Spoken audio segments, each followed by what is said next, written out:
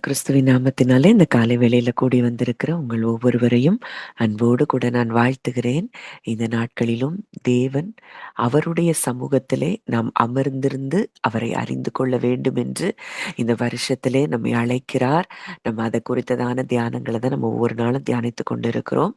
நேற்றைய தினத்துல நாம் அவருடைய சமூகத்துல அமர்ந்திருக்க விடாதபடி நம்மை தடை செய்கிற காரியத்தை குறித்து நம்ம பார்த்தோம். நம்முடைய அடையாளம், சாத்தான் நம்ம குறிவைத்து தாக்குகிறது நம்முடைய அடையாளத்தை தான்.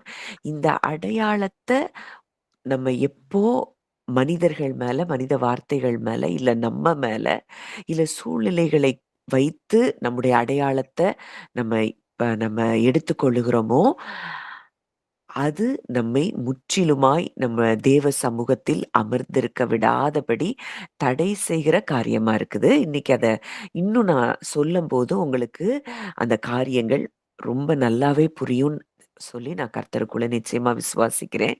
ஏன்னா இந்த அடையாளத்தை எதெல்லாம் நமக்கு கெடுக்க வருது அப்படிங்கிறத நம்ம முதல்ல புரிந்து கொள்ளணும்.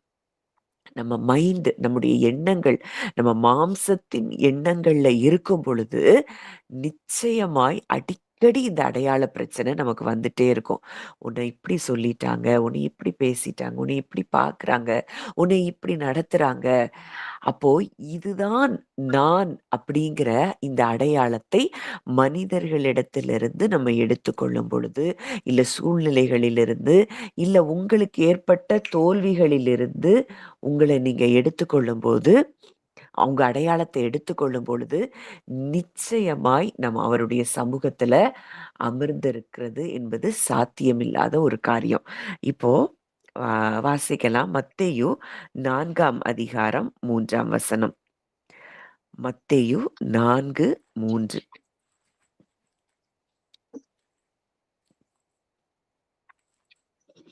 அப்பொழுது சோதனைக்காரன் அவரிடத்தில் வந்து, நீர் தேவனுடைய குமாரனேயானால் இந்த கல்லுகள் அப்பங்கள் ஆகும்படி சொல்லும் என்றான். இந்த ஒரு வசனத்தை வச்சே நல்லா தெளிவா புரியணும். சோதனைக்காரன், சோதனைக்காரன் அதாவது நம்ம எப்போல்லாம் மாம்சத்துல நம்ம நம்ம சில எண்ணங்கள் நம்மை விழ தள்ளுபடியாய் வருதோ, அப்போ எல்லாமே அங்கே சோதனைக்காரன் நம்மிடத்திலே வந்து பேசுகிற வார்த்தையா இருக்கிறது. நல்லா புரியணும். முதல் ஆதாம்கிட்ட வந்து அவன் பேசின காரியம், அவன் பொய்ய சொல்றான். தேவனை பற்றின அந்த அன்பை விட்டு அவனை விலகச் செய்கிறதையும், தேவன் ஏதோ ஆதாமுக்கு எதையோ தராத மாதிரியும், அவன் அத ஒண்ண கண்டுபிடிச்சு, நீ இத சாப்பிட்டா தேவன போல மாறிருவ. ஏற்கனவே ஆதாம் அங்க தேவன போல தான் இருந்தா கூட, அவன் முதலாவது தேவனுடைய அன்பை சந்தேகப்பட வைக்கிறவனா இருக்கிறான். அப்போ எப்போல்லாம் எந்த இடத்துலலாம் நமக்கு சந்தேகம் வருதோ, தேவனுடைய வார்த்தையையும், தேவன் மேல இருக்கிற அந்த நம்ம வைத்திருக்கிற அந்த நம்பிக்கையிலயும் நமக்கு ஒரு சந்தேகத்தை அவன் ஏற்படுத்துகிறானோ, அப்போ எல்லாமே சோதனைக்காரன் நம்மிடத்திலே வந்து செயல்படுகிறவனா இருக்கிறான். நம்ம யோவான் 3வது அதிகாரம் 6வது வசனத்துல நம்ம பார்க்கிறோம். மாம்சத்தினால் பிறப்பது மாம்சமாயிருக்கும், ஆவியினால் பிறப்பது ஆவியாயிருக்கும். இப்போ நம்ம மாம்சத்தினாலோ இரத்தத்தினாலோ பிறவாமல் நாம் தேவனாலே பிறந்திருக்கிறோம். இப்ப மாம்சத்துல பிறந்திருக்கிறோம்னா, இந்த முதல் ஆதாம் வழியாகத்தான் நம்ம எல்லாருமே இந்த ஜென்ம சரீரத்தை நம்ம எடுத்திருக்கிறோம். இதுல பிறந்துரு இந்த இந்த தாட்ஸ் நமக்கு இருக்குதுன்னா, நமக்கு பின்பாக பிசாசு என்கிற இந்த சோதனைக்காரன் தான் நம் எண்ணங்களிலே செயல்பட்டு கொண்டிருக்கிறான் என்பதை நாம் அறிந்து கொள்ள வேண்டும். நம்ம எப்போல்லாம் மாம்சத்துல நமக்கு ஒரு பயம் வருது, ஒரு கலக்கம் வருது, இல்ல நமக்கு நம்மை குறித்ததான நமக்கு ஒரு இன்ஃபீரியாரிட்டி காம்ப்ளெக்ஸ் வருது, இல்ல தேவனையும் நம்மையும் விட்டு தூரமாய் பிரிந்திருக்கிற எண்ணங்கள் வருதோ, இது எல்லாமே சோதனைக்காரன் தருகிற எண்ணங்கள் என்பதை நாம் அறிந்து கொண்டாதான் நம்ம எப்பொழுதுமே ஆவியில நம்ம வாழ முடியும். ஆவியினால் பிறப்பது ஆவியாய் இருக்கும். நம்ம எல்லாரும் இன்றைக்கு மறுபடியும் பிறந்திருக்கிறோம். ஆவியினால் பிறந்திருக்கிறோம் என்றால், நமக்கு இந்த மாம்ச எண்ணங்களிலிருந்து முற்றிலும் நாம் வெளிய வந்தா தான், நாம் தேவ சமூகத்தில் அமர்ந்திருக்க முடியும். இந்த வசனத்துல அவன் சொல்றான் மத்தேயு 4:3ல, "நீ தேவனுடைய குமாரனே ஆனால்" இந்த கல்லுகள் அப்பங்களாகும்படி சொல்லும். அவன் இயேசுகிட்ட சொல்லல. உமக்கு வல்லமை இருந்துச்சுன்னா, இந்த கல்ல அப்பமாகும்படி சொல்லும். உமக்கு அதிகாரம் இருந்துச்சுன்னா, இந்த கல்லெல்லாம் அப்பமாகும்படி சொல்லும். அப்படின்னு சொல்லல. அவன் உன்ன சொல்றான், நீ தேவனுடைய குமாரனே ஆனால். அப்போ இங்க சாத்தான் அவருடைய வல்லமைய கொஸ்டின் பண்ணல. அவன் எத கொஸ்டின் பண்றான்? அவர் யார்? அப்படிங்கிறத அவன் கொஸ்டின் பண்றான். நீர் தேவனுடைய குமாரனே ஆனால். இது எப்ப வருது? அங்க 3வது அதிகாரத்துல மத்தேயு 3ல சொல்றாரு, பிதா சொல்றாரு, "இவர் என்னுடைய நேசகுமாரன், இவரில் பிரியமாயிருக்கிறேன்." அவர் ஒரு அடையாளத்த இயேசு கிறிஸ்துவுக்கு மேல சொல்லிட்டாரு. நீ என்னுடைய நேசகுமாரன், உன்னில் பிரியமாய் இருக்கிறேன்கிறத, அங்க மற்ற மக்கள் முன்பாக, அங்கே இயேசுவை தன்னுடைய குமாரன், நேசகுமாரன் என்று பிதா வெளியரங்கமா சொல்லிட்டாரு. ஆனா, தனிமையில அங்கே இயேசு அங்கே வனாந்திரத்திற்கு சோதிக்கப்படும் பொழுது, அங்க கொண்டு போகப்பட்ட பொழுது, அங்கே அவன் சோதிக்கிற முதல் வார்த்தை, "நீ தேவனுடைய குமாரனே ஆனால்." இன்னைக்கு நமக்கு ஏற்படுற பிரச்சனையும் இதுதான். "நீ தேவனுக்கு பிள்ளையா? நீ தேவனுக்கு பிள்ளைனா, இது எப்படி உன் வாழ்க்கையில இருக்கும்? இது எப்படி நடக்கும்? இது ஏன் இன்னும் நடக்கல?" அப்போ நம்முடைய அடையாளத்தை கேள்வி கேட்கிற எந்த சத்தமும் அது சோதனைக்காரனுடைய சத்தம்.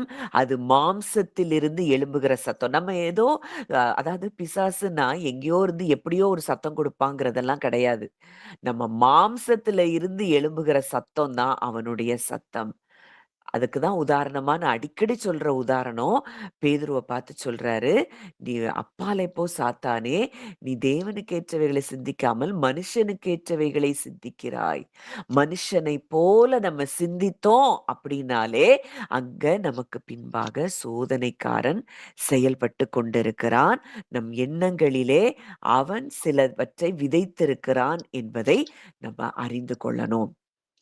நமக்கு நீங்க அவரை விட்டு நம்மை பிரிக்கிற காரியங்கள் என்ன? கவலையா இருக்கலாம், பயமா இருக்கலாம், சில ஸ்ட்ரெஸ்ஸஸ், டிப்ரஷன், எதிர்காலத்தை குறித்ததான காரியம், கடந்த காலத்த குறித்ததான காரியம், சிலர மன்னிக்க முடியாத அந்த கசப்புகள், வைராக்கியம், விரோதம், பகை இது எல்லாமே இந்த சோதனைக்காரன் தருகிற எண்ணம். ஏன்னா, நம்ம அந்த இடத்துல எல்லாத்துலயும் நம்ம ஒண்ண புரிய மாட்டோம். நாம் தேவனுடைய பிள்ளைகள் என்பத நம்ம புரியாமல் இருக்கிற இடத்துல தான், இந்த அடையாளத்த நம்ம சரியா புரியாத இடத்துல தான், அவன் நம்மிடத்துல அவன் சோதனையை அவன் அந்த சோதனைய நமக்கு கொடுக்கிறத நம்ம பார்க்கிறோம். அப்போ இந்த சாத்தானுடைய அந்த பேட்டர்னே என்னன்னா, தேவன் நம்மை பிள்ளை என்று அவர் முற்றிலுமாய் நம்மை பிள்ளைகள் என்பதை தான் அவர் பார்க்கிறார். அப்ப அவர் நமக்கு சொல்லவும் செய்றாரு, "நீ தேவனுடைய பிள்ளை" அப்படிங்கிறத நம்முடைய ஆவியில அவர் சொல்லிட்டே இருக்கிறாரு. ஆனா கூட அந்த அஃபர்மேஷன் கிடைச்ச அடுத்த நிமிஷத்திலேயே அவன் தொடங்குறத நம்ம பார்க்கிறோம். இன்னைக்கு வரைக்கும் இந்த அட்டாக் தான் நம்ம வாழ்க்கையில அவன் கொடுக்கிறதை நம்ம பார்க்கிறோம். இந்த நாள்ல இருந்து நம்ம ஆவியினால் மறுபடி பிறந்திருக்கிறோம் என்றால், இந்த சத்துருவை நாம் ஜெயிப்பது எளிதாயிருக்கும். ஒன்றியர் 2ஆம் அதிகாரம் 11, 12, 14. மனுஷனுள்ள ஆவியே அன்றி மனுஷரில் எவன் மனுஷனுக்குரியவைகளை அறிவான்? அப்படிப்போல தேவனுடைய ஆவியே அன்றி ஒருவனும் தேவனுக்குரியவைகளை அறிய மாட்டான். நாங்களோ உலகத்தின் ஆவியை பெறாமல் தேவனால் எங்களுக்கு அருளப்பட்டவைகளை அறியும்படிக்கு தேவனிடத்திலிருந்து புறப்படுகிற ஆவியையே பெற்றோம். ம். அவைகளை நாங்கள் மனுஷ ஞானம் போதிக்கிற வார்த்தைகளாலே பேசாமல் பரிசுத்த ஆவி போதிக்கிற வார்த்தைகளாலே பேசி ஆவிக்குரியவைகளை ஆவிக்குரியவைகளோடு சம்பந்தங்களை சம்பந்தப்படுத்தி காண்பிக்கிறோம். ஜென்ம சுவாவமான மனுஷனோ தேவனுடைய ஆவிக்குரியவைகளை ஏற்றுக்கொள்ளான். அவைகள் அவனுக்கு பைத்தியமாய் தோன்றும். அவைகள் ஆவிக்கேற்ற பிரகாரமாய் ஆராய்ந்து நிதானிக்கப்படுகிறவர்களானதால் அவைகளை அறியவும் மாட்டான். மனுஷனில் உள்ள ஆவியே அன்றி மனுஷரில் எவன் மனுஷருக்குரியவைகளை அறிவான். மனுஷனுக்குன்னு ஒரு ஆவியை கர்த்தர் கொடுத்திருக்கிறார். அதுபோல தேவனுடைய ஆவியே அன்றி ஒருவனும் தேவனுக்குரியவைகளை அறிய மாட்டான். இன்னைக்கு நம்முடைய ஆவி, ஆத்துமா, சரீரம், இன்றைக்கு நமக்கு ஒரு ஆவி இருக்குது. இந்த ஆவியில தேவனுடைய ஆவியானவர் ஒன்றாக அவர் கலந்திருக்கிறார். இந்த ஆவியில இருந்து நம்ம வாழ ஆரம்பித்தோம் என்றால், ஒரு ஒரு அட்டாக் நமக்கு எதிரா வருது, ஒரு பயம் வருது, ஒரு கலக்கம் வருது அப்படின்னா, உடனடியாக நம்முடைய ஆவியில போய், நம்முடைய ஆவி மனிதனிடத்துல தேவன் நம்முடைய ஆவியில அவர் ஒன்றாய் கலந்திருக்கிறார். அந்த இடத்துக்கு போயி நம்ம அந்த ஆவியானவரிடத்துல நம்மை விசாரிக்கும்போது, நம்முடைய காரியங்களை குறித்து நம்முடைய அடையாளத்துல ஒரு கொஸ்டின் வரலாம்.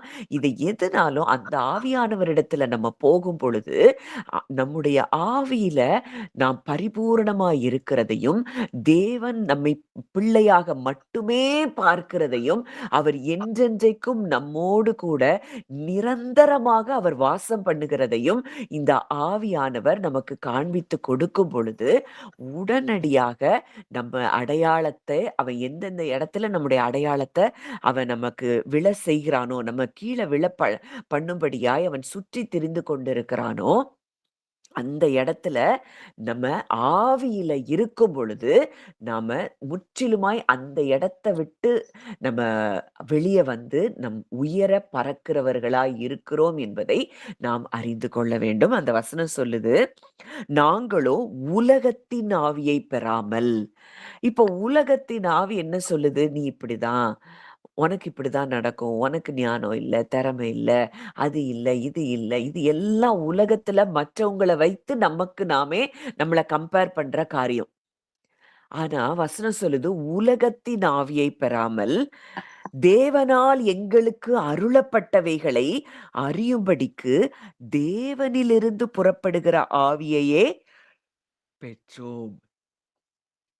தேவனால் எங்களுக்கு அருளப்பட்டவைகளை தேவன் நமக்கு என்னதெல்லாம் கொடுத்திருக்கிறாரு.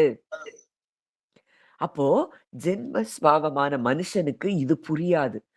ஆவியை பெற்ற மனிதன், ஆவியினால் மறுபடியும் பிறந்த மனிதன், அவன்தான் ஆவிக்குரியவைகளை அறிய முடியும். நம்ம யாரு? நம்ம அடையாளம் என்ன?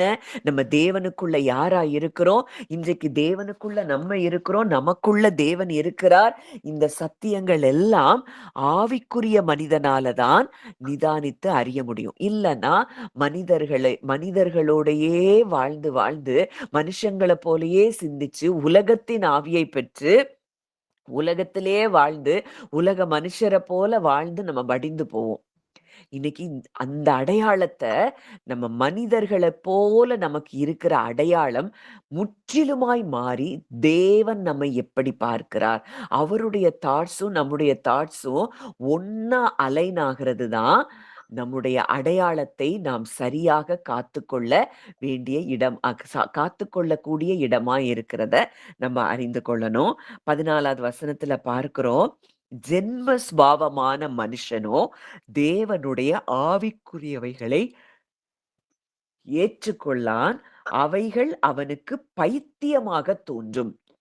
அவைகள் ஆவிக்கு ஏற்ற பிரகாரமாய் ஆராய்ந்து நிதானிக்கப்படுகிறவைகள் ஆனதால் அவைகளை அறியவும் மாட்டான். ஜென்ம சுபாவம், முதலாதாமின் வித்து வீரியமாய் இருக்கிற ஒரு மனுஷன்ட்ட போய் நம்ம தேவனுடைய ஆவிக்குரியவைகளை சொன்னா அவனால அதை ஏற்றுக்கொள்ளவும் முடியாதான். அது அவனுக்கு பைத்தியமாய் தோன்றுமா. இன்னைக்கு நம்மள பார்த்தா நிறைய பேருக்கு கூட நம்ம பேசுறது சிலருக்கு பைத்தியமா தெரியலாம். தேவனை பற்றி சொல்லுகிற காரியங்கள் பைத்தியமாய் தெரியலாம். காரணம் என்னன்னா, அந்த மனிதர்களுக்குள்ள இருக்கக்கூடிய ஜென்ம சுபாவம். இத நம்ம என்னதான் சொன்னாலும் அவங்களால அதை ஏற்றுக்கொள்ளவே முடியாது. ஆனால் ஆவிக்கு ஏற்ற பிரகாரமாய் அது ஆராய்ந்து நிதானிக்கப்படுகிறவைகள் ஆனதால் அவைகளை அறியவும் மாட்டான். ஆவிக்குரியவன் எல்லாவற்றையும் ஆராய்ந்து நிதானிக்கிறான். ஆனாலும் அவன் மற்றொருவனாலும் ஆராய்ந்து நிதானிக்கப்படான். எல்லாவற்றையும் ஆராய்ந்து நிதானிக்கிறானா. ஒரு எண்ணம் வருதா, இந்த எண்ணத்தை உடனடியாய் ஆவிக்குரியவனாய் இருக்கிறவன் தன்னுடைய ஆவியில போய் அந்த காரியத்தை குறித்து அவன் என்ன செய்வான், அவன் ஆவியானவர்கிட்ட பேசுவான். அந்த ஆவியானவர் சொல்லுவாரு, "நீ எப்பொழுதும் என்னுடனே கூட இருக்கிறா. உன் கூட தான் நான் இருக்கிறேன். உன்னோடு ஒன்றாக கலந்திருக்கிறேன். இன்றைக்கு உன்னையும் என்னையும் எதுவும் பிரிக்க முடியாது." அப்படின்னு அந்த ஆவியானவர் தேவனுடைய ஆழங்களிலிருந்து தன்னுடைய உண்மையை அவர் எடுத்து சொல்லும் பொழுது தான், இந்த ஆத்துமாவுல இருக்கிற நம்முடைய போராட்டங்கள், நம்முடைய அடையாளங்கள் இது எல்லாம் மாற்றப்படும். இந்த ஆவியில நம்ம போய் நம்ம தேவனிடத்துல விசாரிக்கல, ஆவியில விசாரிக்கல அப்படின்னா, நம்ம மனுஷர போல தான் சிந்திப்போம், மனுஷர போல தான் பேசுவோம். ஆவியில நமக்கு வைக்கப்பட்டிருக்கிற ஆசீர்வாதங்கள் எதையும் நாம் சுதந்தரிக்க முடியாது. இப்போ தொடர்ந்து இவன் இப்ப இந்த சாத்தானுடைய வேலையே நம்முடைய அடையாளத்த தொடர்ந்து அட்டாக் பண்றதுதான். இப்போ நான் 6வது வசனம். நீர் தேவனுடைய குமாரனேயானால் தாழக் குதியும். ஏனெனில் தம்முடைய தூதர்களுக்கு உம்மை குறித்து கட்டளையிடுவார். உமது பாதம் கல்லில் இடராதபடிக்கு அவர்கள் உம்மை கைகளில் ஏந்திக் கொண்டு போவார்கள் என்பதாய் எழுதியிருக்கிறதே என்று சொன்னான். ஆ. நீ தேவனுடைய குமாரனே ஆனால் தாழ குதியும். அப்போ இங்க ஒரு அட்டாக் அவன் கொண்டு வரான். தேவனுடைய இயேசு கிறிஸ்துவனுடைய அடையாளத்த அவர் ஏதோ பெர்ஃபார்ம் பண்ணி அப்படி ப்ரூவ் பண்ணணும். அப்பதான் நீ தேவனுடைய பிள்ளைங்கிறது ப்ரூவ் ஆகுங்கிற மாதிரி ஒரு காரியத்தை அங்கே சாத்தான் சொல்லுகிறத பார்க்கிறோம். நான் சாத்தான் சாத்தான்னு சொல்றது எல்லாமே நம்முடைய மாம்சத்தின் எண்ணங்கள். அத நல்லா புரியணும். சாத்தான்னா எங்கேயோ இருந்து வந்து நமக்குள்ள நம்ம மேல ஆட்கொண்டு பேசுவாங்கிறதெல்லாம் இல்ல. சாதாரணமா நம்ம எண்ணங்கள்ல அவன் கொண்டு வருகிற காரியம். இ இயேசு கிறிஸ்து தாழ குதிச்சா அங்க தூதர்கள் வருவாங்க. அப்போ நீ தேவனுடைய குமாரன் நீ ப்ரூவ் பண்ணலாம். அப்படின்னு சொல்லி அங்க 2வது அட்டாக்க அவருக்கு வைக்கிறத நம்ம பார்க்கிறோம். ஆனா, இயேசு கிறிஸ்து என்ன சொல்றாரு? அந்த பதில நீங்க வாசிங்க ஆன்டி. மத்தேயு அதற்கு இயேசு, உன் ம், தேவனாகிய கர்த்தரை பரீட்சை பாராதிருப்பாயாக என்றும் எழுதியிருக்கிறதே என்றார். ம். உடனடியா ஆண்டவர் சொல்றாரு, எதையும் நான் உனக்கு ப்ரூவ் பண்ண வேண்டியதில்ல. வசனம் சொல்லுது, வார்த்தை சொல்லுது, நீ உன் தேவனாகிய கர்த்தரை பரீட்சை பாராதிருப்பாயாக. அப்போ ஒவ்வொரு சோதனையையும் அவர் தேவனுடைய வார்த்தையின் மூலம், எழுதப்பட்ட தேவனுடைய வார்த்தையின் மூலம் அவர் ஜெயித்ததை நம்ம பார்க்கிறோம். அப்ப நமக்கு எழும்புகிற இந்த மாம்சத்தின் எண்ணங்கள் எல்லாவற்றையும் நம்ம ஆவியில போயி நமக்கு கொடுக்கப்பட்டிருக்கிற அந்த வார்த்தைகள் மூலம், நமக்கு எழுதப்பட்டு கொடுக்கப்பட்டிருக்கிற அந்த வார்த்தைகள் மூலம் நாமும் ஜெயிக்க முடியும். இவன ஜெயித்தாதான் நம்முடைய ஆத்துமா எப்பொழுதும் தேவனிடத்துல அமர்ந்து அவரை அறிய முடியும். இல்லன்னா ஒவ்வொரு சோதனையா அவன் குடுத்துட்டே இருப்பான். அவன் கூடயே நம்ம போராடிட்டு இருக்கணும். டோட்டலா நம்ம அதிலிருந்து வெளிய வரணும் அப்படின்னா, நாம் ஆவியிலே மறுபடியும் பிறந்திருக்கிற அனுபவத்தை நாம் பெற்றிருக்கும்போது முற்றிலுமாய் அவரை சார்ந்து நம்ம வாழ ஆரம்பிப்போம். உலகம் நமக்கு பாத்திரமா இருக்காது. உலகத்தின் மனிதர்களுடைய வார்த்தைகளை நம்ம பெரிதாய் பார்க்க மாட்டோம். நாம் உலகத்திற்கு மரித்திருப்போம். நம்முடைய அடையாளத்த நம்ம முற்றிலுமாய் இழந்து, நாம் யார்? தேவனுக்குள்ள நம்ம யாரா இருக்கிறோங்கிறதுல நம்முடைய அடையாளம் உறுதியா இருக்கணும்னா, நாம் உலகத்திற்கு மரிக்க வேண்டும். அவங்க அப்படி சொன்னாங்க, இவங்க இப்படி பேசுறாங்க, இவங்க என்னைய இப்படி பார்க்குறாங்க. இந்த இந்த எண்ணங்கள்லயே நம்முடைய அடையாளம் இருக்குன்னா, நாம் உலகத்திற்கு மரிக்கவில்லை. ஏனென்றால் பவுல் சொல்றாரு, நீங்கள் மரித்தீர்கள். உலகத்திற்கு எந்த மனுஷன் மரிக்கிறானோ அவன்தான் தேவனுடைய சமூகத்தில் அமர்ந்திருக்க முடியும். இப்போ ஆதியாகமம் 3வது அதிகாரம் 1வது வசனம். இங்க இங்க எப்படியெல்லாம் அவன் நம்முடைய அடையாளத்தை அவன் கொஸ்டின் பண்றதுக்கு அவன் வர்றாங்கிறத நம்ம பார்க்கிறோம். ஆதியாகமம் 3:1.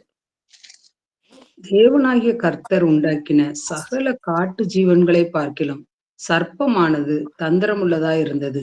அது ம், ஸ்திரீயை நோக்கி, நீங்கள் தோட்டத்தில் உள்ள சகல விருட்சங்களின் கனியையும் புசிக்க வேண்டாம் என்று தேவன் சொன்னது உண்டோ என்றது. ம். நீங்கள் தோட்டத்தில் உள்ள சகல விருட்சங்களின் கனியையும் புசிக்க வேண்டாம் என்று தேவன் சொன்னது உண்டோ? அங்க வந்து அவன் தேவனை தான் எப்பவுமே அவனுக்கு டார்கெட்டு.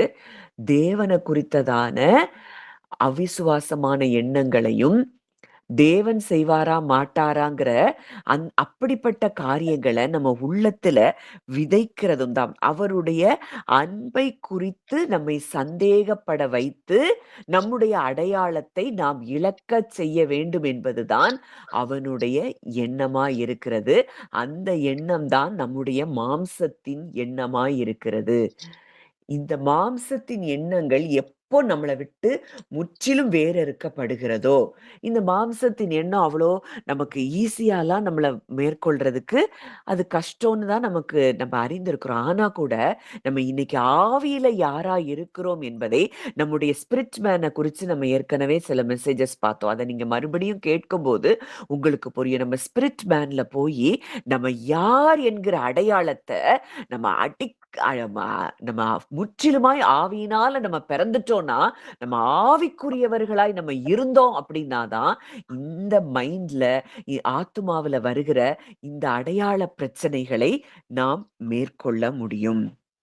இந்த சாத்தான் அவங்கள எப்படி ஃபீல் பண்ண வைக்கிறான்? அவங்க ஏதோ குறைவுல இருக்கிறத போல ஃபீல் பண்ண வைக்கிறான். அத்தனை மரங்கள்ல இருக்கிற கனிகளையும் அவங்க புசிக்கலாம். அவங்களுக்கு எல்லாமே அவர் கொடுத்திருக்கிறாரு. ஆனா, இந்த ஒரு மரத்துல குடுக்கல பாத்தியா? அப்போ ஆண்டவர் உன்ட்ட இத நீ சாப்பிடக்கூடாதுன்னு உன்ட்ட இருந்து இத வித்ஹோல்ட் பண்ணி வச்சிருக்கிறாரு. அப்படின்னு சொல்லி அவங்கள தேவன் மேல சந்தேகப்பட வைக்கிறான். அவங்க யாருன்னு முதல்ல சந்தேகப்பட வைக்கிறான். தேவன் யாருன்னு தேவனுடைய அன்பை குறித்தும் சந்தேகப்பட வைக்கிறான். அப்போ இது எல்லாமே அடையாளத்தை குறித்து எழும்புகிற நமக்குள்ள நம்முடைய மனதுக்குள்ள எழும்புகிற காரியம். இன்னைக்கு சிம்பிளா நமக்கு சொல்லணும்னா, நமக்கு நாளைய குறிச்சு பயம். ஏன் பயம்? ஏன்னா நம்ம அடையாளம் நமக்கு தெரியல. நம்ம பிள்ளைகள குறித்து பயம். ஏன்னா நம்ம அடையாளம் நமக்கு தெரியல. அப்பா சொல்லியிருக்கிறாரு, "உன் பிள்ளைகள் உடைய சமாதானம் பெரிதாயிருக்கும். உன் பிள்ளைகள் யாவரும் என்னால் போதிக்கப்பட்டிருப்பார்கள்." இந்த இந்த வசனத்து மேலயே நம்மளால நம்பிக்கை வைக்க முடியல. காரணம் என்னன்னா, நம்முடைய அடையாள பிரச்சனை. ஐயோ! இது நடக்குமா? இதெல்லாம் வசனம் இருக்கு. ஆனா இது என் வாழ்க்கையில சம்பவிக்குமா? இது என் பிள்ளைகள் வாழ்க்கையில நடக்குமா? என் எதிர்காலம் நல்லா இருக்குமா? அவர் சொல்றாரு, "உன் சந்ததியின் மேல என் ஆவிய ஊற்றுவேன். உன் சந்தானத்தின் மேல என் ஆசீர்வாதத்த நான் ஊற்றுவேன்." இதுதான் தேவன் நம்மை குறித்து, நம் சந்ததிகளை குறித்து சொல்லுகிற காரியமா இருக்குது. ஆனா, இன்றைக்கும் நம்முடைய பிள்ளைகள குறித்து நமக்கு கவலை, பயம். இப்படி ஆயிருமா? அப்படி ஆயிருமா? அப்படின்னு சொல்லி. காரணம் என்னன்னா, நம்முடைய அடையாளத்தை நாம் இன்னமும் சரியாக அறியவில்லை, உணரவில்லை. இந்த இடத்துல எல்லாம் எங்கெல்லாம் நமக்கு பயம் வருதோ, அங்கெல்லாம் மாம்சத்தின் எண்ணங்கள், சோதனைக்காரன் கொடுக்கிற எண்ணங்களிலே நாம் வாழ்ந்து கொண்டிருக்கிறோம். இந்த அடையாளங்கள் முற்றிலுமாய் நம்மிடத்துல இருந்து எப்போ எடுபட்டு போகிறதோ, அப்போதான் நாம் தேவ சமூகத்தில் அமர்ந்து அவரை ஆழமாய் நம்ம அறிய ஆரம்பிக்க முடியும். இப்போ ஆம், அடுத்ததா நம்ம பார்க்கும்போது, அந்த லூக்கா நம்ம அடிக்கடி நம்ம பார்த்த வசனம் தான் வாசிக்கலாம். லூக்கா 22வது அதிகாரம் 31, 32.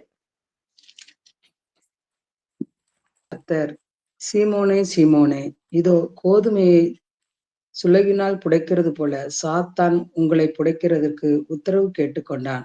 நானோ ம். உன் விசுவாசம் ஒளிந்து போகாதபடிக்கு உனக்காக வேண்டிக் கொண்டேன். நீ குணப்பட்ட பின்பு உன் சகோதரரை ஸ்திரப்படுத்து என்றார். சீமோனே, கோதுமையை சுளகினால் புடைக்கிறது போல சாத்தான் உங்களை புடைக்கிறதற்கு உத்தரவு கேட்டுக்கொண்டான். நானோ உன் விசுவாசம் ஒளிந்து போகாதபடிக்கு உனக்காக வேண்டிக் கொண்டேன். அப்போ பேதுருவ அவர் என்ன சொல்றாரு? மத்தேயு 16:18 பார்க்கிறோம். அவன வந்து ஒரு கற்பாறையா சொல்றாரு. நீ கற்பாறையா இருக்கிறாய். யூ ஆர் த ராக் அப்படின்னு சொல்லி சொல்றாரு. ஆனா, இங்க இங்க சாத்தான் என்ன செய்றான்னா, சுளகுல புடைக்கிறது போல புடைக்கும்படிக்கு உத்தரவு கேட்டுக்கொண்டானாம். நானோ உன் விசுவாசம் ஒளிந்து போகாதபடிக்கு வேண்டிக் கொண்டேன். அப்போ இங்க சாத்தான் எதுக்கு சொலகுல போட்டு புடைக்கிறதுக்கு உத்தரவு கேட்டுக்கொண்டான்? பேதுருவினுடைய விசுவாசம் ஒளிந்து போகும் பொருட்டு. பேதுருவினுடைய அடையாளத்தை ஒளித்து போட பண்ணும் பொருட்டு. பேதுருவினுடைய அழைப்பையும், அவன் தேவன் மேல வைத்திருக்கிற அந்த உறுதியான நம்பிக்கையையும் ஒளித்து போடும் பொருட்டு தான், அவன் என்ன செய்றானா, சுளகுல புடைக்கிறதுக்கு போல நான் அவன புடைக்கணும்னு சொல்லி உத்தரவு கேட்டுக்கொண்டதாய் இயேசு கிறிஸ்து சொல்றாரு. இயேசு கிறிஸ்து அங்க அவர் பேதுருவினுடைய அடையாளத்த மாத்திரம் இல்ல, அவனுடைய விசுவாசத்தையும் அவர் காத்துக்கொண்டாராம். இன்னைக்கு நம்ம பார்க்கிறோம், நம்முடைய விசுவாசத்தை நமக்கு துவக்குகிறவரும் அவராகத்தான் இருக்கிறார். முடிக்கிறவரும் அவராகத்தான் இருக்கிறார். இன்னைக்கு எதெல்லாம் நம்மளுடைய விசுவாசத்தை சோர்ந்து போக பண்ணுகிற காரியங்கள் என்ன? இது எல்லாம் அந்த சோதனைக்காரன் நம்ம விசுவாசத்திலிருந்து, தேவனிடத்தில இருந்து நாம் பிரிக்கப்பட்டதைப் போல உணரச் செய்வதுதான். இன்னைக்கு நமக்கு பல வேளைகளிலே நமக்கு மதம் பல காரியங்கள நமக்கு படிச்சு குடுத்துருச்சு. நம்ம எப்பவும் அவர் கூட ஒண்ணா இருக்கிறது தான், அப்படிப்பட்ட ஒரு வாழ்க்கைய தான் தேவன் குடுத்திருக்கிறாரு. ஆனா, "நீ பைபிள் வாசித்தியா? ஜெபம் பண்ணியா? இத செய்யலல்ல, அத செய்யலல்ல. அப்ப எப்படி தேவன் உன் கூட இருப்பாரு?" இப்படின்னு சின்ன வயதுல இருந்தே நமக்குள்ளே தேவன் ஏதோ நமக்கு வந்து இதெல்லாம் செய்யலன்னா, அவர் நம்மள விட்டு போயிருவாருங்கிறது போல ஒரு மாயையை நமக்கு உருவாக்குனதுனால, பைபிள் வாசிக்கணுமா? கண்டிப்பா வாசிக்கணும். ஜெபிக்கணுமா? கண்டிப்பா அவரோடு கூட இருக்கிற உறவுல நம்ம ஸ்திரப்பட்டு இருக்கணும். அது ஏதோ ஒரு 1/2 மணி நேரம் ஜெபத்துல இல்ல. நாள் முழுவதுமே அவரோடு கூட வாழ்கிற ஒரு வாழ்க்கைய தான், உறவாடுகிற ஒரு வாழ்க்கைய தான் தேவன் தந்திருக்கிறார். ஆனா, இத புரியாம மதம் என்ன சொல்லிக் குடுத்துருச்சு நமக்கு, "இத செஞ்சா தான் உனக்கு தேவன் உன் கூட இருப்பாரு. இத செஞ்சா தான் உன்ன நேசிப்பாரு." அப்படிங்கிற இடத்துல நம்ம மனதை அந்த மதம் என்கிற அந்த சத்துரு நம்மள என்ன செஞ்சிருச்சு, ஒரு ஒரு கட்டுகளுக்குள்ள கொண்டு வச்சுட்டான். இதனால நமக்கு ஒரு நாள் நம்ம இதுக்காகவே நம்ம பைபிள் வாசிக்கலன்னா இங்க நடந்துரும். நமக்கு இது கெட்டது நடந்துரும். சிலருக்கு பயமே என்னன்னா, நம்ம பைபிள் வாசிக்கலன்னா நமக்கு ஏதாவது ஒரு கெட்டது நடந்துரும். நம்ம ஜெபம் பண்ணலன்னா ஒரு கெட்டது நடந்துரும். இப்படின்னு பயந்து பயந்து தேவன் யாருங்கிற அறிவு இல்லாதபடி, அவரை நேசித்து வேதத்தை தியானிக்கிறதோ, அவரை நேசித்து அவருடைய உறவுல இருக்கிறதோ இல்லாதபடி, பயத்திலேயே செய்கிற காரியங்கள் ஒரு நாளும் நம்முடைய அடையாளத்த நம்ம உணர்ந்து கொள்ள முடியாத இடத்துக்கு தான் அது கொண்டு போகும். இன்னைக்கு ஆவியில நம்ம மறுபடி பிறந்துட்டோம் அப்படின்னா, தேவன் நம்மை எப்பொழுதும் நேசித்துக் கொண்டே இருக்கிறார். நீங்க ஆவியில 24 ஹவர்ஸ் நம்ம தூங்குனா கூட நம்முடைய ஆவி அவருடைய உறவுல தான் இருக்குது. இதுதான் நிஜம், இதுதான் சத்தியம். நம்ம எப்ப அவரை விசுவாசித்தோமோ, வசனம் சொல்லுது, அவருடைய நாமத்தின் மேல் விசுவாசம் உள்ளவர்களாய் அவரை ஏற்றுக்கொண்டவர்கள் எத்தனை பேர்களோ, அத்தனை பேர்களும் தேவனுடைய பிள்ளைகளாகும்படிக்கு அதிகாரம் கொடுத்தார். அந்த பவர், அந்த அத்தாரிட்டிய நமக்கு கொடுத்துட்டார். தேவனுக்கு பிள்ளைங்கிற அத்தாரிட்டிய நமக்கு கொடுத்துட்டார். இது நம்முடைய ஆவிக்கு நல்லாவே தெரியும். ஆனா, விழுந்து போன மனிதனுடைய அந்த மாம்சத்தின் எண்ணங்கள் இதை உணரவே விடாது. மதம் இத சொல்லிக் கொடுக்கவே விடாது. நம்மள ஏதோ ஒரு பயத்துக்குள்ளயும், ஒரு கட்டுக்குள்ளயும் தான் மதம் நம்மை வைத்திருக்கும். கிறிஸ்து யார், தேவன் யார் என்கிறதை நம்ம அறியவே விடாது. இத செய்யலன்னா உனக்கு இது வந்துரும். இத நீ செஞ்சா தான் உனக்கு இது நல்லது நடக்கும். இப்படின்னு சொல்லி தேவன் நம்ம மேல வைத்திருக்கிற பூரணமான அன்பை மதம் அறிய விடாது. இந்த காலை வேளையில நம்ம ஆத்துமார்த்தமா தேவனை நேசிக்கிறவர்களா இருந்தோம், தேவனை உண்மையாய் நம்ம நம்புகிறவர்களா இருந்தோம்னா நமக்கு எந்த இடத்துலயும் தேவனை குறித்ததான சந்தேகமோ பயமோ நமக்கு வராது. நம்ம ஆழமாய் அவருடைய சமூகத்துல அமர்ந்திருந்து அமர்ந்திருந்து அவரை அறிந்து கொள்ள, அந்த சந்தோஷத்துக்குள்ள, அந்த சமாதானமான வாழ்க்கைக்குள்ள நம்ம கடந்து போவோம். இல்ல சின்னதா ஒரு நெகட்டிவா ஏதோ ஒரு காரியம் நமக்கு நடந்த உடனே, "ஓ! நான் இத செஞ்சுட்டேனோ! அதனால தான் எனக்கு இது நடந்துச்சோ!" அப்படின்னு உடனே ஒரு டவுட் வரும் நம்ம மேல. இதுவும் இந்த மாம்சமானவன் விதைக்கிற எண்ணம். நான் இத செஞ்சதுனால தான் எனக்கு இது நடந்துச்சு. இத ஒரு காலத்துல நான் இத செஞ்சேன். அதனால இன்னைக்கு எனக்கு இது நடக்குது. அவர் சொல்றாரு, நான் உன் அக்கிரமங்கள, உன் பாவங்களை இனி நினைக்கவே மாட்டேங்கிறது தான் தேவனுடைய எண்ணமாய் இருக்கிறது. நம்ம முற்றிலுமாய் நம்ம பழைய மனுஷனுக்கு நம்ம மரிச்சு போயிட்டோம். நமக்கும் பழைய மனுஷனுக்கும் சம்பந்தமே இல்லங்கிறது தான் தேவனுடைய எண்ணமாய் இருக்கிறது. தேவனுடைய வார்த்தையாய் இருக்கிறது. தேவனுடைய சித்தமாய் இருக்கிறது.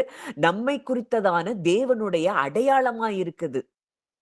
ஆனா, இதை உணர செய்யாதபடி, நம்மை குறித்து எப்பொழுதுமே இரவும் பகலும் மேல அவன் என்ன செய்கிறானா? குற்றம் சாட்டுகிறவனாய் இருக்கிறானாம். வாசிக்கலாம். வெளிப்படுத்துதல் 12ஆம் அதிகாரம் 10ஆம் வசனம். அப்பொழுது வானத்திலே ஒரு பெரிய சத்தம் உண்டாகி, இப்பொழுது ரட்சிப்பும் வல்லமையும் நமது தேவனுடைய ராஜ்யமும் அவருடைய கிறிஸ்துவின் அதிகாரமும் உண்டாகி இருக்கிறது. இரவும் பகலும் நம்முடைய தேவனுக்கு முன்பாக நம்முடைய சகோதரர் மேல் குற்றம் சுமத்தும் பொருட்டு அவர்கள் மேல் குற்றஞ்சாட்டுகிறவன் தள்ளப்பட்டு போனான். இரவும் பகலும் குற்றம் சாட்டுகிறவன், நம்முடைய சகோதரர் மேல் குற்றம் சுமத்தும் பொருட்டு அவர்கள் மேல் குற்றம் சாட்டுகிறவன் தள்ளப்பட்டு போனான். அப்போ இந்த இந்த சாத்தான் நம்மை அந்த மாம்சத்தின் எண்ணங்கள் வழியாய் கிட்ட அவன் நம்மளை கொண்டு வருகிற காரியம் என்ன? இந்த முதல் ஆதாமின் வித்தின் மூலம், சர்ப்பத்தின் வித்து, உன் வித்துக்கும் அவள் வித்துக்கும் பகை உண்டாக்குவேன். இன்னைக்கு நம்ம பார்க்கிறோம், மாம்சம் ஆவிக்கு விரோதமாகவும், ஆவி மாம்சத்துக்கு விரோதமாகவும் போராடுகிறது. இந்த அடையாளத்துல தான் மிக முக்கியமாய் போராடி கொண்டிருக்கு. ஆவி ஒண்ணு சொல்லுது, இல்ல நீ தேவனுடைய பிள்ளை. மாம்சம் சொல்லுது, இல்ல நீ தேவனுக்கு பிள்ளையா இருந்தா உனக்கு ஏன் இது நடக்குது? இன்னும் ஏன் உனக்கு நடக்கல? அப்படின்னு மாம்சம் சொல்லுது. இந்த மாம்சம் ஆவிக்கு விரோதமாகவும், ஆவி மாம்சத்துக்கு விரோதமாகவும் என்ன செய்தான்? போராடி கொண்டே இருக்குதாம். ஆவி உற்சாகமா தான் இருக்கு. மாம்சம் எப்படி இருக்கான்? பலவீனமா இருக்கான். அப்போ முற்றிலுமா இந்த வசனம் சொல்லுது, இரவும் பகலும் நம்முடைய பழைய பாவங்களையோ, தோல்விகளையோ, நம்மளுடைய பலவீனங்களையோ, நம்முடைய வீக்னஸ் இதை எல்லாத்தையும் நமக்கு ஒண்ணு சொல்லிட்டே இருக்கிறான் அப்படின்னா, அவன் நம்ம தேவனுடைய பிள்ளை அப்படிங்கிற இடத்துல இருந்து, நம்ம மன்னிக்கவே பட முடியாத பாவிங்கிற இடத்துக்கு நம்ம அடையாளத்த அவன் கொண்டு போறான் அப்படின்னா, அங்கே சாத்தான் நம் எண்ணங்களிலே, மாம்ச எண்ணங்களையே நமக்கு கொடுத்து நம்முடைய அடையாளத்தை அவன் கெடுக்கிறான் என்பதை நம்ம அறிந்து கொள்ளணும். இன்னைக்கு இந்த வேலைய மதம் ரொம்ப அழகா செஞ்சுட்டு இருக்கு. நம்ம எல்லாருமே இந்த மதத்துல இருந்து முதல்ல நம்ம வெளிய வரணும். ரிலிஜியன் நமக்கு பல காரியங்கள், இத செஞ்சா உனக்கு இது நடக்கும். இத செஞ்சா உனக்கு இது நடக்கும். இத செய்யலன்னா உனக்கு இப்படி நடந்துரும். அப்படின்னு சொல்லி ஆவியில நம்ம போய் நம்ம யாருன்னு பார்க்கிறத விட்டுட்டு, எதையோ ஒண்ண பிடித்து நம்ம வாழ்ந்து கொண்டு இருக்கிறோம். இன்றைக்கு தேவனை அறிந்தவர்கள் அவங்க எப்பொழுதும் ஆவியில இருப்பாங்க. எப்பொழுதும் ஆவியில தேவனோடு கூட உறவுல இருப்பாங்க. அவங்களால எப்போ வேத வசனங்கள தியானித்துக் கொண்டே இருக்க முடியும். இதுதான் நிஜம். அந்த தேவனுடைய அன்பையும் நம்மை குறித்ததான தேவனுடைய அடையாளத்தையும், தேவன் நம்ம மேல என்ன அடையாளத்தை வச்சிருக்கிறாரு, அவர் நம்ம எப்படி பார்க்கிறார்ங்கிறத ஒரு மனிதன் எவ்வளவுக்கு எவ்வளவு அதிகமாய் உணர்கிறானோ, புரிகிறானோ, அவன்தான் அமைதலாய் இருக்க முடியும், அமர்ந்திருக்க முடியும். இல்லனா நம்ம உலகத்தன் மனிதர்கள போல நம்ம சிந்திச்சு, தியானிச்சு, பேசி, பயந்து, அது எப்பவுமே நம்ம இருதயம் ஒரு ரெஸ்ட்லெஸ்னஸ் ஸ்டேட்ல தான் இருக்கும். இந்த இடத்த விட்டு இந்த வருஷம் நம்ம முற்றிலுமாய் வெளிய வரும்படி தேவன் விரும்புகிறார். அப்போ நம்முடைய ஐடென்டிட்டி தான் என்ன? சில வசனங்கள வாசிச்சு நம்ம ஜெபிப்போம். வாசிக்கலாம். 1 யோவான் 3:1. நாம் தேவனுடைய பிள்ளைகள் என்று அழைக்கப்படுவதினாலே பிதாவானவர் நமக்கு பாராட்டின அன்பு எவ்வளவு பெரிதென்று பாருங்கள். உலகம் அவரை அறியாதபடியினால் நம்மையும் அறியவில்லை. ம். நாம் தேவனுடைய பிள்ளைகள் என்று அழைக்கப்படுவதினாலே, நம்ம எப்படி அழைக்கப்படுகிறோமாம்? தேவனுடைய பிள்ளைகள். இந்த உலகத்துக்கும் நமக்கும் சம்பந்தம் கிடையாது. உலக மனிதர்கள், உலகத்தின் காரியங்கள், இல்ல நாம் நம்மை குறித்து நினைக்கிற காரியங்கள் எதுவுமே உண்மை கிடையாது. ஒன்று மாத்திரம்தான் நிஜம், சத்தியம். நாம் அனைவரும் இந்த உலகத்தை படைத்த ஜீவனுள்ள தேவனுக்கு பிள்ளைகள். இப்படித்தான் அவர் நம்மள அழைக்கிறார். ஆனா நம்மை நாம் எப்படி பார்க்கிறோம்? இந்த உலகத்துக்கு எப்போ மறிச்சிட்டோமோ அப்போ அவருடைய சத்தத்தை நாம் தெளிவாய் கேட்க முடியும். ஆவியில அவர் நம்ம கூட பேசுகிற சத்தத்தை நம்ம தெளிவாய் கேட்கிற காரியம் எப்ப நடக்கும்னா, இந்த உலகத்திற்கு நாம் முற்றிலுமாய் மறிக்கும் போது. உலகம் இதுவரைக்கும் சொல்லிக் கொடுத்த காரியம் எதெல்லாம் நம்ம கட்டுகளுக்குள்ள வச்சிருந்தது, இதை எல்லாம் நம்ம விட்டு ஒழிக்கும் பொழுதுதான் நாம் தேவனுடைய சத்தத்தை தெளிவாய் கேட்க முடியும். நாம் தேவனுடைய பிள்ளைகள் என்று அழைக்கப்படுவதினாலே பிதாவானவர் நமக்கு பாராட்டின அன்பு எவ்வளவு பெரிதென்று பாருங்கள். உலகம் அவரை அறியாதபடியினாலே நம்மையும் அறியவில்லை. உலகம் அவர் அறியல, அதனால நம்மையும் அறியல. அதனாலதான் நமக்கு விரோதமா சிலத பேசுவாங்க, சிலத செய்வாங்க. இத நம்ம பார்த்துக்கிட்டு உட்கார்ந்து இது மேல நம்ம அடையாளத்தை வச்சிருந்தோம்னா, நாம் ஒரு நாளும் அவருடைய சமூகத்தில் அமர்ந்து அவரை அறிய முடியாது. பிதாவானவர் இன்றைக்கு நமக்கு பாராட்டி இருக்கிற அன்பை நம்ம எவ்வளவு பெருசா நம்ம பார்க்கணுமா? அவருக்கு பிள்ளையா நீ இருக்கிற. இன்னைக்கு பழைய ஏற்பாட்டிலே தாவீது சொல்றாரு, சிங்க குட்டிகள் தாழ்ச்சி அடைந்து பட்டினியா இருக்கும், கர்த்தரை தேடுகிறவர்களுக்கோ ஒரு நன்மையும் குறைவுபடாது. இன்னைக்கு அவருக்கு பிள்ளை ஆயிட்டோம்னா நமக்கு எந்த நன்மையை அவர் குறைவுபட நமக்கு வைப்பார்? ஒரு நன்மையும் நமக்கு குறைவுபடாது. குமாரனையே பிள்ளைகளாகிய நம்மை மீட்கும்படியாய் தன்னுடைய ஒரே பேரான சொந்த குமாரனை, நேசகுமாரனை அவர் நமக்காக தந்திருப்பார் என்றால், எந்த காரியத்தை நமக்கு செய்யாமல் இருப்பார்? எதை நமக்கு அவர் தராமல் இருப்பார்? இப்ப இந்த இடத்துக்கு நம்ம ஹார்ட்டு இதுல நமக்கு ரெஸ்ட் ஆகும்போது தான், இந்த வருஷத்துல நம்ம இன்னும் அவரை ஆழமாய் அறிய ஆரம்பிப்போம். வேதத்தை திறந்தாலே நமக்கு வெளிப்பாடுகள் கிடைக்கும். முற்றிலுமாய் அவரை சார்ந்து நாம் வாழ ஆரம்பிப்போம். இன்னும் ஒரு வசனம். ரோமர் 8வது அதிகாரம் 15வது வசனம். அந்தப்படி திரும்பவும் பயப்படுகிறதற்கு நீங்கள் அடிமைத்தனத்தின் ஆவியை பெறாமல் அப்பா பிதாவே என்று கூப்பிட பண்ணுகிற புத்திர சுவிகாரத்தின் ஆவியை பெற்றீர்கள். திரும்பவும் பயப்படுகிறதற்கு அடிமைத்தனத்தின் ஆவியை பெறாமல், அப்பான்னு தேவனேன்னு கூப்பிட்டு ஏதோ எஜமானனே தேவனே அப்படிங்கிற இடத்துல நம்ம இல்லாம, நம்ம எப்படி ஒரு ஆவியை நம்ம பெற்றிருக்கிறோமா? நம்முடைய ஸ்பிரிட், நம்ம பாடி சோல் ஸ்பிரிட்ல, நம்ம ஸ்பிரிட்ல அப்பான்னு கூப்பிடக்கூடிய புத்திர சுவிகாரத்தின் ஆவியை நாம் பெற்றிருக்கிறோம். அடுத்த வசனம் 16 வாசிங்க. நாம் தேவனுடைய பிள்ளைகளாய் இருக்கிறோம் என்று ஆவியானவர் தாமே நம்முடைய ஆவியுடனே கூட சாட்சி கொடுக்கிறார். நம்முடைய ஆவியில ஆவியானவர் ஒரு சாட்சி கொடுத்து கொண்டே இருக்கிறார். இந்த சாட்சியை கெடுக்கிறதற்கு மதம் பல விதங்கள்ல நமக்கு போராடி இருக்கு இத்தனை வருஷங்கள்ல. நம்ம ஆவியில அவர் ஒண்ண சொல்லிட்டே இருக்கிறாரு.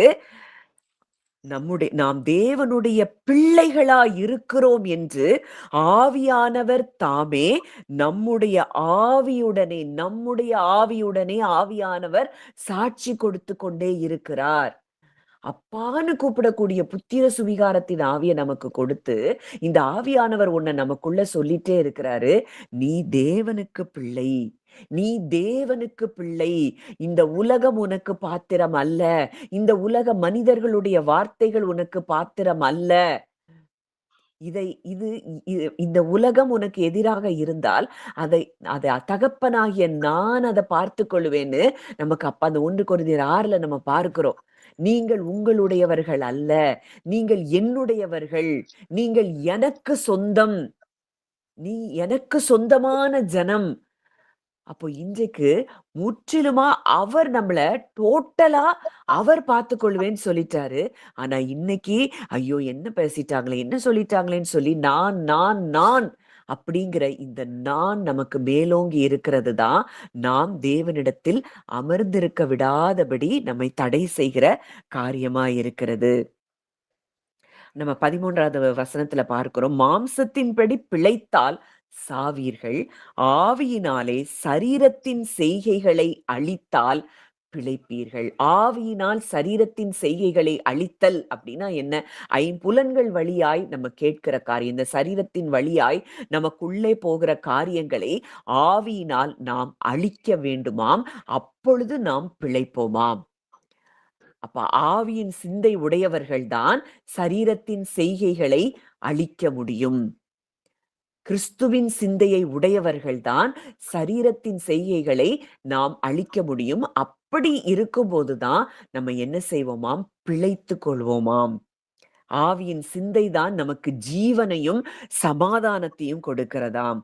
14வது வசனம் பார்க்கிறோம். எவர்கள் தேவனுடைய ஆவியினாலே நடத்தப்படுகிறார்களோ அவர்கள் தேவனுடைய புத்திரராய் இருக்கிறார்கள். நம்முடைய அடையாளத்தை நம்முடைய மாம்சத்தின் எண்ணங்கள்ல கொண்டு வச்சுட்டோம்னா நம்ம வளராத பிள்ளைகளா தான் இருக்கிறோம். 1 கொரிந்தியர் 3ல நம்ம ஏற்கனவே பார்த்திருக்கிறோம். பால் குடிக்கிற குழந்தைகளா இருக்கிறோம். உங்களுக்குள்ளே இன்னும் வாக்குவாதமும், பொறாமையும், பேதங்களும் இதெல்லாம் இருக்குதே. இன்னும் நீங்க வளர்ச்சி அடையலையே அப்படின்னு சொல்லி பவுல் சொல்றாரு. அப்ப முதிர்ச்சி அடையாத பிள்ளைகளா இருக்கிறவர்கள் மாம்சத்தின்படி நடக்கிறவர்கள். தங்களுடைய அடையாளத்தை மனிதர்கள் மேல மனிதர்களிடத்திலிருந்து தங்களுடைய அடையாளங்களை பெற்றுக்கொள்ளுகிறவர்கள் தான் மாம்சத்தின்படி நடக்கிறவர்கள். அந்த ஒரு வசனத்தை பார்த்துட்டு நம்ம ஜெபிக்கலாம். 1 கொரிந்தியர் 3ஆம் அதிகாரம் 1, 2, 3. மேலும் 1 சகோதரரே, ம், ம், உங்களை ஆவிக்குரியவர்கள் என்று எண்ணி உங்களுடனே பேசக்கூடாமல் மாம்சத்துக்குரியவர்கள் என்றும் கிறிஸ்துவுக்குள் குழந்தைகள் என்றும் எண்ணி பேச வேண்டியதாயிற்று. நீங்கள் ம், பலன் இல்லாதவர்களானதால் உங்களுக்கு போஜனம் கொடாமல் பாலை குடிக்க கொடுத்தேன். ம், இன்னமும் நீங்கள் மாம்சத்துக்குரியவர்களாய் இருக்கிறபடினால் இப்பொழுதும் உங்களுக்கு பலன் இல்லை. ம். பொறாமையும் வாக்குவாதமும் பேதகங்களும் உங்களுக்குள் இருக்கிறபடினால் நீங்கள் மாம்சத்துக்குரியவர்களாய் இருந்து மனுஷ மார்க்கமாய் நடக்கிறீர்கள் அல்லவா? அழகா தெளிவா பவுல் இங்க சொல்றாரு. உங்களை ஆவிக்குரியவர்கள் என்று எண்ணி உங்களுடனே பேசக்கூடாமல் மாம்சத்துக்குரியவர்கள் என்றும் கிறிஸ்துவுக்குள் குழந்தைகள் என்றும் எண்ணி பேச வேண்டியதாயிற்று. அப்போ நீங்க இன்னும் வளராம கிறிஸ்துவுக்குள்ள தான் இருக்கீங்க. ஆனா இன்னும் கிறிஸ்துவுக்குள்ள எப்படி இருக்கிறீங்க? வளராத பிள்ளைகளா, சின்ன பிள்ளைகளா நீங்க இருக்கிறீங்க. உங்கள ஆவிக்குரியவர்கள்ன்னு எண்ணி என்னால பேச முடியல. நீங்க மாம்சத்துக்குரியவர்களா இருக்கிறீங்க. சோதனைக்காரன் கொடுக்கிற அந்த அந்த எண்ணங்களிலே நீங்கள் வீழ்ந்து போய் கிடக்கிறீர்கள். நீங்கள் பலன் இல்லாதவர்கள் ஆனதால் உங்களுக்கு போஜனம் கொடாமல் பாலை கொடுத்தேன். பாலை குடிக்க கொடுத்தேன். இன்னமும் நீங்கள் மாம்சத்துக்குரியவர்களாய் இருக்கிறபடியால் இப்பொழுதும் உங்களுக்கு பலன் இல்லை. பால குடிக்க கொடுத்தேன். போஜனம் கொடுக்க முடியல. பலமான ஆகாரம் உங்களுக்கு கொடுக்க முடியல. இன்னமும் உங்களுக்கு பலன் இல்ல. உங்களுக்குள்ள என்ன இருக்கு? பொறாமை, வாக்குவாதம், பேதகங்கள் இதெல்லாம் இருக்கிறபடியினாலே மாம்சத்துக்குரியவர்களா இருந்து மனுஷ மார்க்கமாய் நடக்கிறீர்கள் அல்லவா? மாம்சத்துக்குரியவர்கள் மனிதர்கள் மாம்சத்துக்குரியவர்களாய்த்தான் இருக்கிறார்கள். இந்த மாம்சத்துக்குரியவர்களாய் இருக்கிறது தான் இந்த முதல் ஆதாமின் வித்து வீரியமாய் அவர்களுக்குள்ளே செயல்படுகிற காரியம். இந்த வித்து வீரியமாய் ஒரு மனுஷனுக்குள்ள செயல்பட்டு கொண்டிருக்கும் என்றால் அவன் தேவனுடைய சமூகத்தில் அமர்ந்திருக்க முடியாது. தேவனை அறியவும் முடியாது. ஆவிக்குரியவர்கள் மாத்திரம்தான் தேவனுடைய ஆழங்களை ஆராய்ந்து நிதானிக்க முடியும். மனிதர்கள் மேல நம்முடைய அடையாளங்களை வைத்து தேவன் சொன்ன காரியங்களுக்கு விரோதமாகவே நம்முடைய எண்ணங்கள் செயல்பட்டு கொண்டிருக்கும் என்றால் நாம் மாம்சத்துக்குரியவர்களாய் இருக்கிறோம். நம்முடைய அடையாளத்தை நாம் இழந்து போயிருக்கிறோம். நம்ம அடையாளம் என்னங்கிறது நமக்கு இன்னும் அது ஸ்ட்ராங்கா புரியல. தேவனுக்கு பிள்ளைங்கிறது இன்னுமே அது மைண்ட்ல இருக்கு. நான் தேவனுக்கு பிள்ளை. அதை இன்னும் உணர ஆரம்பிக்கல. எந்த ஒரு மனிதன் தேவனுடைய சத்தியத்தை உணர ஆரம்பிக்கிறானோ, அதை ஃபீல் பண்ண ஆரம்பிக்கிறானோ, அவன்தான் ஆவிக்குரியவன். இதை ஃபீல் பண்ண வரைக்கும், எமோஷன்ஸ்ல, ஃபீலிங்ஸ்ல வரைக்கும் தேவனுடைய சத்தியத்தை உணராதவன் அவன் ஆவிக்குரியவனாய் இருக்க முடியாது. அவன் மனுஷனாதான் வாழ முடியும்.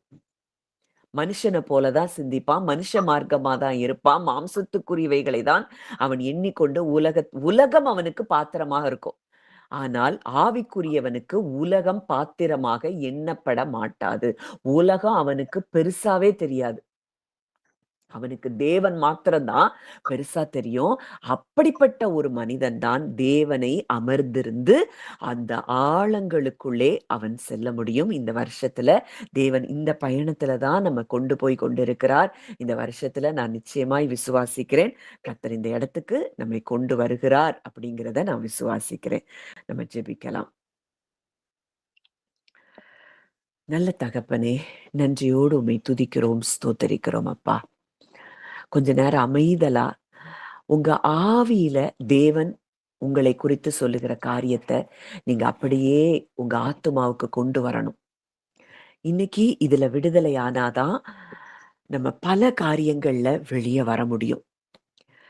இன்றைக்கு ஆவியில உங்க ஆவியில ஆவியானவர் கொடுக்கிற சாட்சி, மகளே மகனே, நீ எனக்கு பிள்ளை, நீ எனக்கு பிள்ளையா இருக்கிற, நீ அப்பான்னு நீ என்னை கூப்பிடக்கூடிய ஒரு ஆவியதான் நான் உனக்கு கொடுத்திருக்கிறேன். நீ நினைக்கிறது போல நீ இந்த பூமிக்குரியவள் அல்ல, பூமிக்குரியவன் அல்ல. நீ வானத்துக்குரியவள், வானத்துக்குரியவன். நீ வானத்துக்குரியவளா இருக்கிறபடியினால நீ என்னை போலதான் நீ சிந்திக்க வேண்டும், உன்னால சிந்திக்க முடியும். அப்பான்னு கூப்பிடுற உன்னை நான் எந்த சூழ்நிலையிலும் நான் கைவிடுகிற தகப்பன் அல்ல. நான் உன்னை விட்டு விலகுவதும் இல்லை, உன்னை கைவிடுவதும் இல்லை என்று நான் சொல்லி இருக்கிறேனே. இதுதான் ஆவியானவர் நம்முடைய ஆவியில பேசுகிற வார்த்தை. இன்னைக்கு நீங்க பார்க்கிற சூழ்நிலைகள், இன்னைக்கு நீங்க காண்கிற போராட்டங்கள், இது நிஜம் அல்ல, இது நிரந்தரம் அல்ல. காண்கிறவைகள் அனித்தியமானவைகள், காணப்படாதவைகள் தான் நித்தியமானவைகள். இன்னைக்கு அதி சீக்கிரத்தில் நீங்கும் இந்த உபத்திரவம், லேசான உபத்திரவமா இது எல்லாமே நீங்கிரும். அவர் ஒருவர் தான் நிஜம். அந்த அப்பா சொல்றாரு, நான் உன்னை விட்டு விலகவும் இல்லை, உன்னை கைவிடவும் இல்லை. இந்த உலகத்துல உலகத்தின் மனிதர்கள் என்ன வேணாலும் உன்னை பத்தி பேசி இருக்கலாம், சொல்லி இருக்கலாம். அவங்க அடையாளத்தை உன் மேல அவங்க வெளிப்படுத்தி இருக்கலாம், உங்க உங்க அடையாளத்தை மாற்றும்படி. ஆனா அது எதுவுமே நிஜம் கிடையாது. நான் உன்னை என் பிள்ளைன்னு தான் கூப்பிடுறேன். நீ எனக்கு பிள்ளை. நீ எனக்கு பிள்ளையா இருக்கிறனா உனக்கு நான் எதை தராமல் இருப்பேன்? என்னுடைய ஒரே நேசகுமாரனையே நான் உனக்காக கொடுத்திருப்பேன் என்றால் நான் எதை உனக்கு தராமல் இருப்பேன்? என்கிட்ட இருந்து என்னுடைய நேச்சரே கொடுக்கிற நேச்சர் தான். உன்கிட்ட இருந்து எதையும் பறிப்பது என்னுடைய நேச்சர் கிடையாது. அதுதான் ஒரு அப்பாவினுடைய இருதயம். பிள்ளையையே கொடுத்திருக்கிற ஒரு நல்ல இருதயம். அந்த அப்பா சொல்றாரு, என் பிள்ளையே நான் கொடுத்திருக்கிறேன். நான் உனக்கு எதை தராமல் இருப்பேன் மகனே, மகளே. நீ விரும்புகிறது, நீ வேண்டுகிறது, நீ மனதுல நினைக்கிறது, இது எல்லாவற்றையும் நான் அப்பா அறிந்திருக்கிறேன். நீ ஜெபிக்கிறதுக்கு முன்னதாகவே உன்னுடைய தேவை இன்னதென்று உன் அப்பாவாகிய நான் அறிந்திருக்கிறேன். நீ நீ நினைத்தாலும் நினைக்கலனாலும், விசுவாசித்தாலும் விசுவாசிக்கலனாலும், நீ என்னை ஏற்றுக்கொண்டு இருக்கிறபடியினாலே எப்பொழுதும் நான் உன் கூட தான் இருக்கிறேன். உலகத்தின் முடிவு பரியந்தமும் சகல நாட்களிலும் நான் உன் கூடயே இருக்கிறேங்கிறத தான் அப்பா சொல்லுகிற வார்த்தையா இருக்கிறது. நம்ம கூடயே அவர் இருக்கிறாராம். அவர் நம்மளை விட்டு பிரிந்து போகிற தேவன் அல்ல. இன்னைக்கு மதம் சொல்லுகிற காரியங்கள், இதுவரைக்கும் உங்களை கட்டி வைத்திருந்த இந்த காரியங்கள் எல்லாம் இன்றைக்கு தேவன் உங்களை விடுவிக்க விரும்புகிறார். இதை செய்யலைன்னா இது நடந்துரும், இதை செய்யலைன்னா இது நடந்துரும், இதை செய்யல, நீ தேவனை தேடல, உனக்கு கெடுதல் வந்துரும். இது இல்ல. 24 ஹவர்ஸ் நீ என்னோடு கூட உறவுல தான் நீ இருக்கிற. நீ எப்பவும் என் கூட உறவுல இருக்கலாம், பேசலாம். நான் எப்பவும் உன் கூட தான் இருக்கிறேன். இன்றைக்கு இந்த பாரம்பரியங்கள், இந்த மதத்தின் எண்ணங்கள் உடைக்கப்பட்டு தேவனோடு கூட நாம் ஒன்றிணைக்கப்பட்ட அனுபவத்தை இன்றைக்கு நாம் பெற்றுக்கொள்ளும்படி ஆவியானவர் விரும்புகிறார். அந்த ஆவியானவர் நம்மை தேற்றி கொண்டிருக்கிறார். தேற்றரவாளனா இருக்கிற உங்களை அவர் குற்றப்படுத்தவே இல்லை. உங்களை புது மனுஷனா பார்க்கிறார், புதிய சிருஷ்டியா பார்க்கிறார். எந்த விதத்திலையும் அவர் உங்களை குற்றப்படுத்தவே இல்லை. பரவாயில்ல மகளே, நீ எழும்பிடலாம், நீதான் இந்த உலகத்துக்கு வெளிச்சம் அப்படின்னு சொல்லி நம்மை தேற்றுகிற ஒரு நல்ல ஆவியானவர் நம்மை தேற்றிக்கொண்டே இருக்கிறார். இதுதான் ஒரு நிஜமான ஒரு வாழ்க்கை. இதற்கு விரோதமாய் எழும்பின இந்த மாம்சத்தின் எண்ணங்கள் எல்லாம் அது கீழே விழத்தள்ளப்படுகிறதை நீங்க பாருங்க.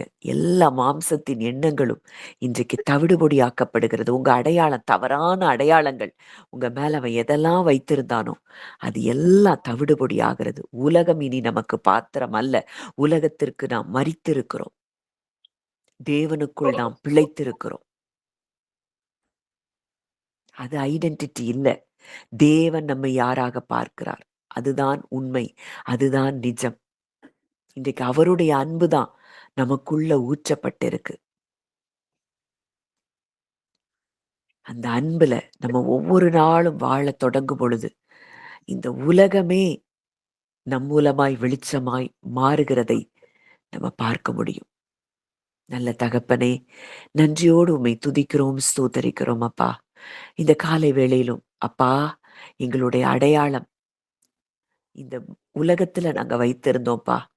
இன்றைக்கு அதையெல்லாம் முற்றிலுமாய் எங்களை விட்டு நீங்க வேரோடு பிடுங்கி போட்டுட்டீங்கப்பா. இன்னைக்கு எங்களுடைய ஒரே அடையாளம் இந்த உலகத்தையே படைத்தவர், அண்ட சராசரங்களை தன்னுடைய வார்த்தையினால் சிருஷ்டித்தவர், சர்வ வல்லமை உள்ளவர்.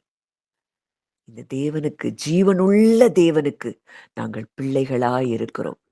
இதுதான் எங்களுடைய அடையாளம். இதுதான் எங்களுடைய அடையாளம். இதுதான் எங்களுடைய அடையாளமா இருக்குது. இந்த அடையாளத்தை நாங்க முற்றிலுமா எங்களுக்காக இன்றைக்கு நாங்கள் எடுத்துக்கொள்ளுகிறோம் அப்பா. நாங்கள் தேவனுடைய பிள்ளை என்பது மாத்திரமே எங்களுடைய அடையாளமா இருக்குது. இத நாங்க உணர்வுகள்ல உணர ஆவியானவரே எங்களுக்கு நீங்க உதவி செய்யுங்க. இன்னும் நாங்க அமர்ந்திருந்து அப்பா உம்மை அறிய எங்களுக்கு கிருபை தாங்க. அந்த ஒவ்வொருவரையும் மனதார நான் பிளஸ் பண்றேன். அடையாளங்கள் முற்றிலுமாய் மாற்றப்பட்டதற்காய் நன்றி செலுத்துகிறோம். தேவனுடைய பிள்ளை என்கிற அடையாளத்தை ஒவ்வொருவருக்குள்ளாகவும் நீர் ஆண்டவரே, நீர் அதை ஆழமாய் நீங்க அத ஊஞ்சல் பண்ணியிருக்கிறீங்கப்பா. அந்த அடையாளம் இன்றைக்கு அந்த வேர் அது வீரியமாய் ஆண்டவரே எங்களுக்குள்ளே அது ஆண்டவரே பரவி பாய்கிறத நாங்க பார்க்கிறோம். இனி ஒரு நாள் கூட மனிதர்கள் எங்களுக்கு கொடுக்கிற அடையாளங்கள், நாங்கள் எங்களுக்கு கொடுக்கிற அடையாளங்கள் இது நிஜம் அல்ல என்கிறத நாங்க உடனடியாக ஒரு எண்ணம் வரும்போதே அதை உணர்ந்து அதை வெளியே வர எங்களுக்கு ஆவியானவர் நீங்க உதவி செய்யுங்கப்பா. உங்க கரங்களிலே எங்களை ஒப்பு கொடுக்கிறோம். ஆசீர்வதியும் வழி நடத்தும். இயேசுவின் மூலம் கேட்கிறோம் ஜீவனுள்ள நல்ல பிதாவே. ஆமேன்.